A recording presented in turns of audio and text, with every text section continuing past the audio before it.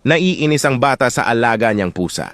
Sabi ng bata, "Buwisit kang pusa ka! Ilang beses mo na ako kinakalmot at ayaw mo pa magpahawak. Ano ba talaga gusto mo gawin? Baka gusto mong narinig ito ng nanay niya." "Hoy bata, sa tingin mo maiintindihan kanyang kausap mo? Kung ayaw mo na sa pusang yan, iligaw mo na lang."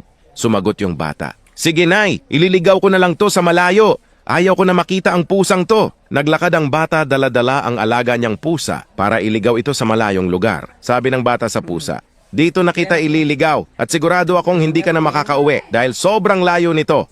Lumipas ang ilang oras at inabot na ng gabi bago makauwi ang bata. Sabi ng nanay, "Oh, bakit ngayon ka lang? San mo ba niligaw yung pusa na yan?" Sumagot yung bata, "Hindi ko alam, nay. Kung hindi ko pa sinundan yung pusa, hindi pa ako makakauwi." Conclusion, tanga yung bata. Imbis na iligaw niya yung pusa, siya yung naligaw.